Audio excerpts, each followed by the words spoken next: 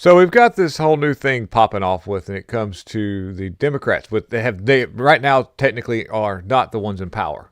You wouldn't know that listening to their rhetoric because they seem to be throwing out extremely openly not veiled threats about lawfare and how when they retain power, how vengeful they're going to be. And I don't think we should take these threats lightly at all. I think that we need to be very aware of the fact that, you know, what their tactic is to win, that's one question. But what happens when they do? So let's look into this. And by the way, Trump has actually sent judges to a course to help them learn about the Constitution. Now, this is going to be epic. Trump admin institutes an 80-hour Constitution course for deep state execs, which will bleed down to the activist judges. And hopefully, maybe it'll be a situation where they don't have an excuse for being like, well, we didn't understand, because I'm just hoping. And, you know, my hopium is still there. I still got it. That somebody gets arrested or something happens, something significant takes place. And we are running out of time very quickly. Every day the clock ticks 3 minutes for every minute, if you ask me, the way how quickly time moves. Now, as the administration continues to remake, I'm going to kind of read this article here, excuse me, to retake the federal bureaucracy to President Trump's liking. The Office of Personnel and Management has developed an intensive new training program for those aspiring to be the senior executive service, the upper echelons of government employees, by the way. Now, you know, to be honest with you, a lot of these people that are in that position probably have never even read the Constitution, have went to college and got a good liberal college forum education on this. And so what that means is they have no understanding of America's values, the reason why things were. And history, by the way, history's been completely inverted when you go to the collegial level because it's interpreted by activist professors. When I say professors, I use that word very, very, very lightly.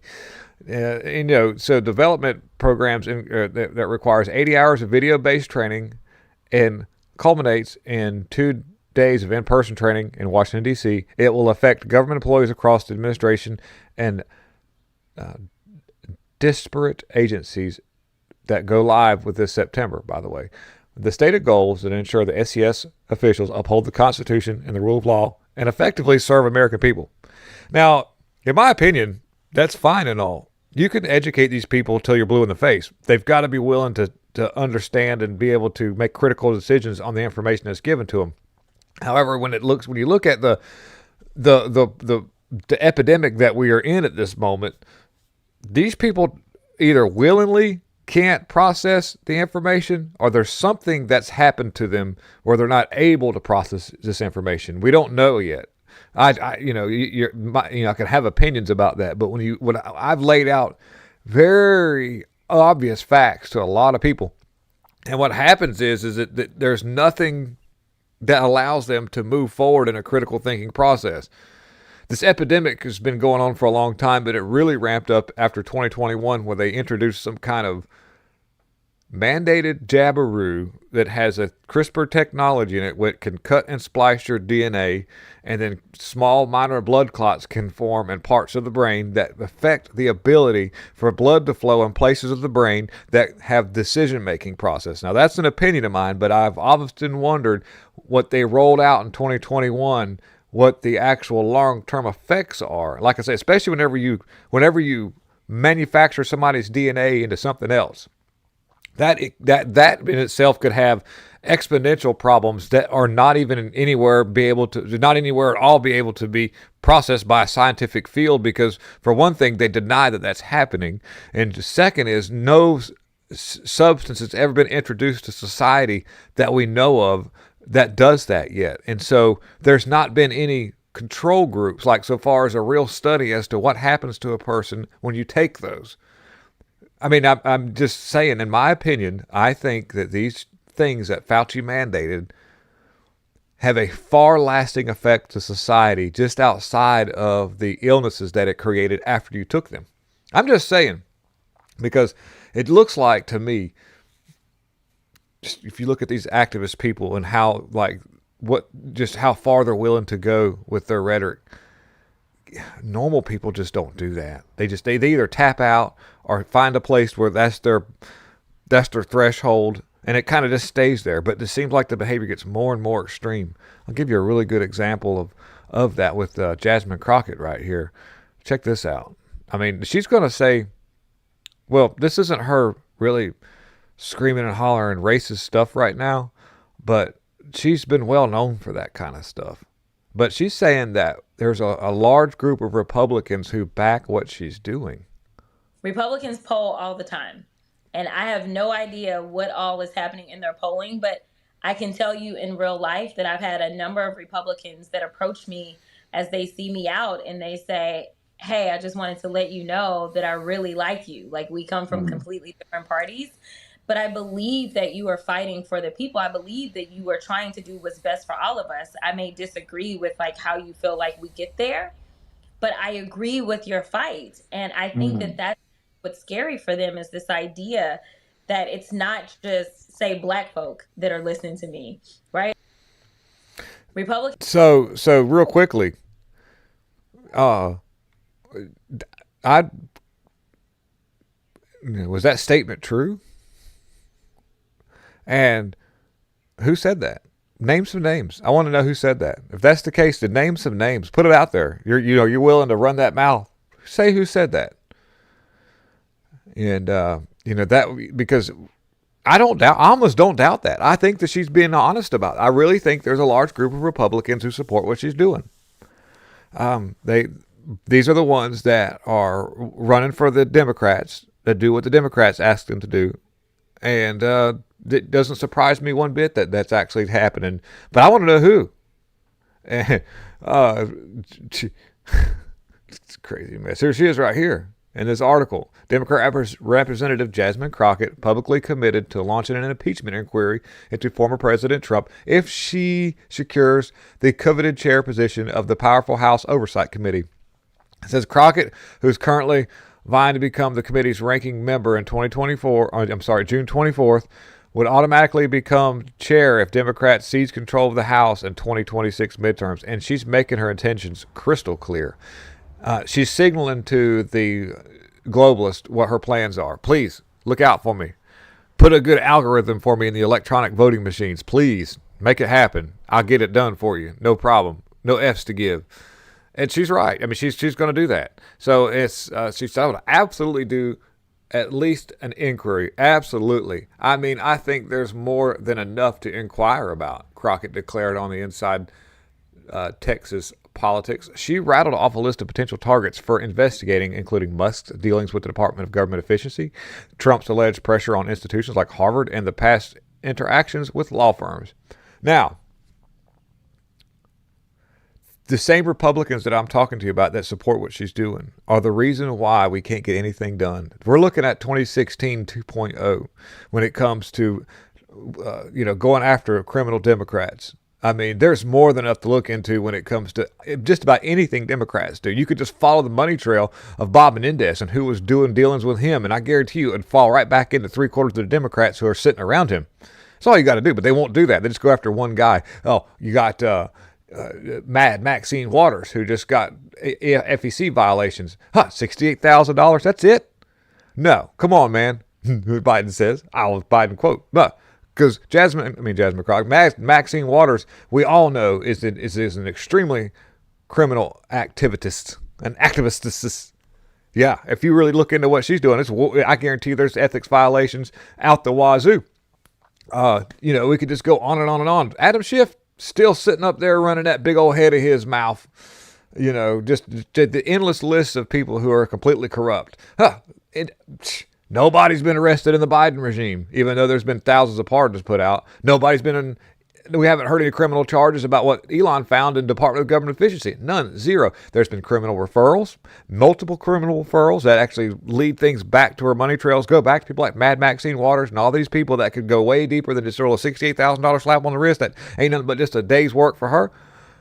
And so, yeah, that's what we're looking at. 2.0 2016, because of the fact that the Republicans work for the Democrats, and it's just a uniparty in full effect right now. And then if that's not bad enough, you've got a whole crap ton load of activist judges who are reining in what little authority they have to overrule everything that the president does to try to make the country rate. Like with tariffs alone is just a good example of where it's up to the president about that. They set tariffs, and then you've got that Bloomberg guy, or what's his name? The guy that does the federal, our money, Federal Reserve guy, whatever that guy's name is. He will not lower interest rates. He's doing everything that they can all around Trump to stifle any kind of productive president that Trump could do. Now, an indication that the public is waking up is Michael Strahan is likely to take a reduced role at Good Morning America. And this is something we all see coming. But I'm going to explain to you a little bit about that. The Hall of Fame defensive Michael Strahan wears multiple hats. He isn't expected to wear one of them less frequently. Max Tani of Sinful Reports, Business Journal said that Strahan is expected to sign a new contract to ABC's Good Morning America that will likely include reduced workload. It is not expected to be a long-term deal. The contract situation is currently unresolved. Earlier this year, News Nation reported that Strahan was likely to leave GMA upon the expiration of his 2025 contract. The 53-year-old dude says he hosts the $100,000 pyramid, which with inflation right now, that's like $10. He won $10. How are you going to spend all your money on? I'll go get a little bit of dye for my hair, and I'm gonna dye it pink. Anyways, what was it? Joy Reid's been moved down. Some stuff's happened with Richard Madcow. It just goes to show you what's really going on. But is this a dying media? No. What this is, in my opinion, it's the restructuring of the dying regime of the media. They're not going anywhere, guys. The media is not going anywhere. They're entrenched in the Smith-Muntz Modernization Act. They're not going to go anywhere because they have a job to do, no matter who's listening. Much like what I'm doing here. I have a job to do. Mine is to educate you on what they're doing, and you make critical decisions upon that. I hope that you can do that. Now, they're restructuring their media setup to where everybody knows that a lot of these people like Jake Tapper, they've been completely discredited because of all the things that they've been toting the load for. Their time has kind of expired. So now we've got to move in newer people. We've got to bring in new people. We've got to try to change things up a little bit. We've got to, you seen what CNN did with that one dude who's like the conservative guy, whatever his name is. I don't watch enough CNN. I can't remember him, but he's going to be running for senator. I don't know how that's going to work out. I don't know if this is just a media hype to try to get a senator. We don't know. Half the time they'll be one way and then get in power and then change their whole thing. We've seen this happen. Just like House Speaker Mike Johnson. But anyways. It doesn't matter. None of this matters anyways, because in my opinion, the only way that we gain any kind of ground when it comes to what's happening to us in America is to unite as people, and don't let people like Jasmine Crockett and all these other people divide us, because we can't rely on Republicans. It's just not going to happen. We can't rely on any kind of presidential people, even though I think Trump's got the best of intentions most of the time, except for some of the stuff in that big, beautiful bill. That's a little weird with AI. I just think that it's time for us to understand that we unite in a peaceful way and not listen to any more of the rhetoric. Don't be divided. Stop getting this whole thing in your head that if you go in a certain direction that these people are here to help. The Republicans are not. They're there to stifle any growth. And all I can say is good luck with this. But I'll leave you with a fun video of what happens on the job with these.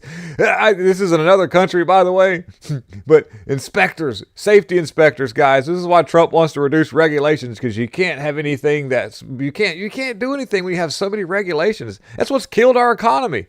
All right, here we go, guys. Thank you for watching. I'll talk to you later. Have fun, guys. Have fun.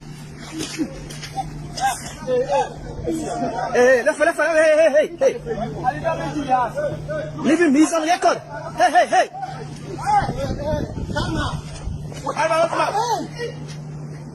He's on record. Leave him. Leave him.